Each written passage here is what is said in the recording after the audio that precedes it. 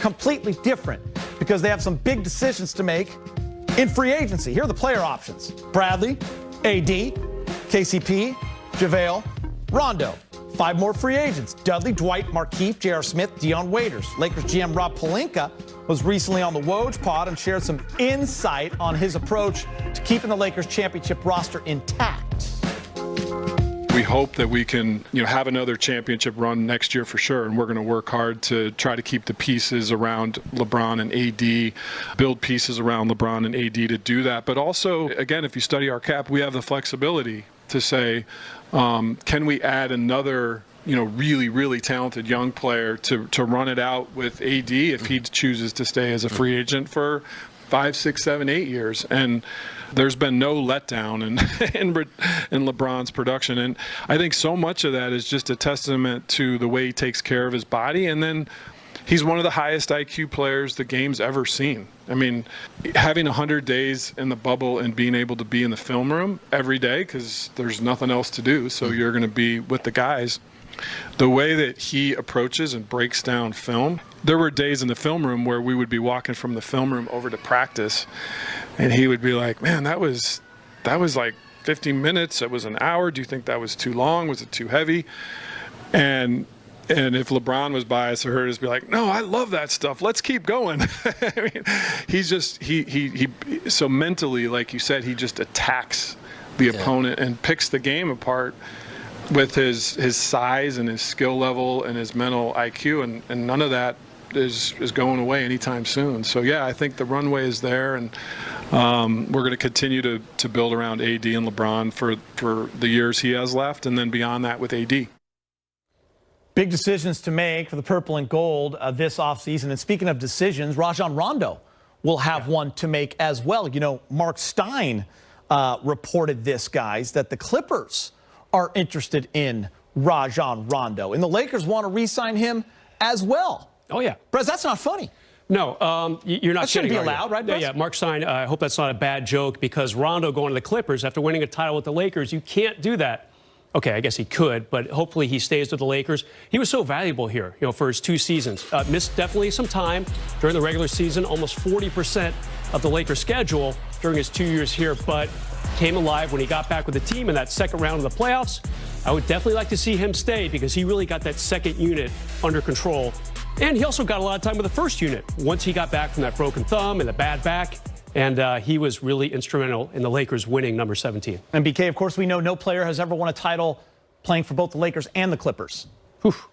Well, yeah. Just kidding. BK, how important was Rondo? How important was Rondo? It's not the Lakers' fault. So I think he's very important for a couple of reasons. First of all, we all saw what he could do in the playoffs in terms of taking some of that ball handling pressure off of LeBron. There were moments where you could tell LeBron needed a break, or he was a little banged up, whatever it might be.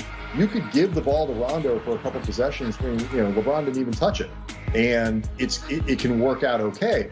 The Clippers' threat to me is real, and because they're under a ton of pressure to get it right this season. I don't think there's any question about that. And they need the type of play that Rondo can provide. And Steve Ballmer is certainly the type of owner who is willing to overspend, overpay, do what it takes from a financial standpoint to get what he thinks he needs, particularly if it means stealing something from the team that you're chasing.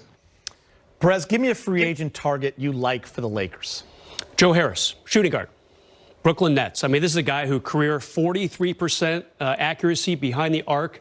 And, hey, the Lakers did it all. They were good. They obviously won the championship. Not a lot of big maneuvering coming for them, but if they can get a guy like Joe Harris, who made $7.5 million last season, we just don't know what the Lakers can offer him. He's 29 years old.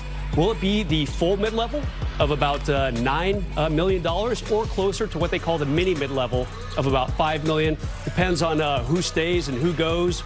A lot of math to be done. What's the salary cap going to be? But they can give up the 3 years of a really good qualified shooter. By the way, he was second on the Nets in their playoff run, 16.5 points a game. He can score. And usually behind the arc, too. Great call, Brez. Joe Harris would be an amazing fit. Play with LeBron, too, for a little bit in his past. Yeah, and AD. What about for you, BK? I'm looking at it with a nod of like, what happens if a guy like Dwight leaves? And I think there's a good chance the Lakers could be priced out on him. Who do you go get to replace him? I like somebody like Aaron Baines, who was in Phoenix last season, former Celtic. I know you got to let that go, but it worked out okay with Rondo, right? Sure did. And what Baines does, he's not the same defender, particularly inside, as Dwight is, but he's active. He works hard. He's a good rebounder. He's a big physical presence. You can let him score down there a little bit, but mostly what he does is he changes the shape of the Lakers' offense as a center. You see these highlights of him on the outside, hitting three-pointers, about a 35% three-point shooter. You have to respect him out there. I think he's actually, in some ways, more playable in a lot of playoff series than Dwight is. Yeah, he can shoot. That would be a big deal for the Lakers. If they can add as much shooting as they can, that would help. BK, then AD would be dunking on him in practice instead of in games. I mean, they already, he's a good energy guy. I think he would fit in with the culture that they have there very well. It's those types of players that I look at in terms of replacing the players who might leave, because adding huge pieces is going to be tough. I wonder if he'll want to leave because of the new terrible uniforms they're going to have. Our director, Brian Bergen, he's the one Suns fan in the building. He's not happy with the direction. How many, like the Suns are one of those teams that have like 26 different options. I'm not sure any of them are that good. Do we even know their color anymore? Orange-ish. Yeah. Listen, we got some news for you. The show, we begin this edition of Access with some of the details discussed for the upcoming season. A lot of talk and a lot of chatter. These details first reported by Woj. The NBA is pursuing a 72-game season starting on December 22nd, putting games on Christmas Day and reportedly generating an extra $500 million in revenue for the league than if the season started in January. Chris Haynes sharing this report on Twitter. Substantial faction of players and star players pushing for NBA season to start January 18th, MLK Day, with a free agency commencement of December 1st.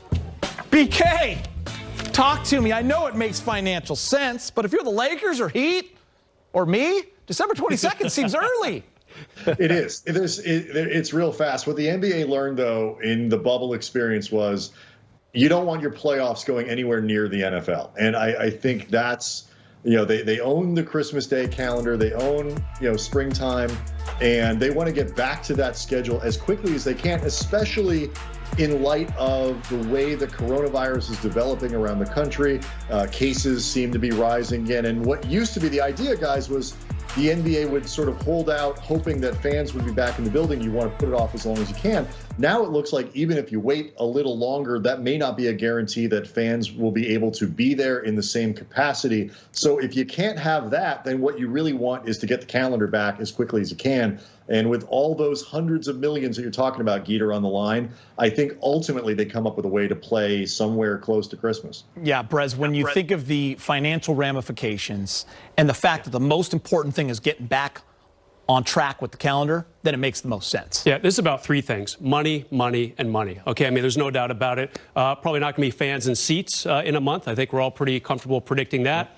But still, you're going to have massive TV revenues, and that's a big deal to the team, to the league. And they're basically saying it's better to have the TV revenues, especially with that coveted Christmas Day spot, than to have ticket sales, on-site merchandise sales, concessions, parking, what have you, on a typical game day. It's all about the big-time TV contracts, and, I think it's going to happen. Let me ask you this, President. BK, you jump in.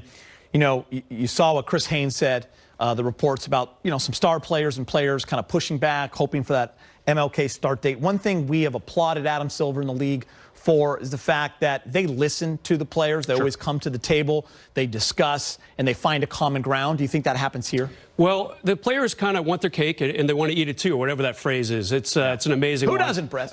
Right. But here's the deal. The players also said they want to have their summers back.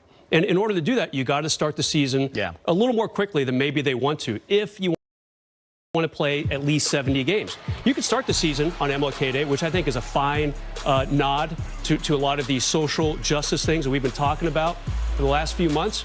But then you're only playing 60 or so games, and it goes back to TV money. And the players need to recognize that, I guess that's a big part of the pie for sure. BK? You know, it's interesting. Ethan Strauss at The Athletic had floated an idea that I think is kind of fascinating, where maybe you start on Christmas and you let Miami, the Lakers, Denver, Boston, maybe you give them an extra week and a half or 2 weeks and sort of stagger the beginning that way. The NBA is going to have to be creative. They're talking about limiting travel. Maybe the Lakers don't go to Boston this year. Maybe they don't go to Orlando. You play a more regional schedule. So there could be ways to kind of bring back some of that rest, even with the quick off season. It's going to be another unusual setup. Everybody's going to have to be kind of creative and give a little. But I suspect in the end, it's still going to start around Christmas. Yeah, BK, if you're, Karl Anthony Towns or Zach LaVine, like, you're excited. You're like, all right, we haven't played since March. We're ready to go.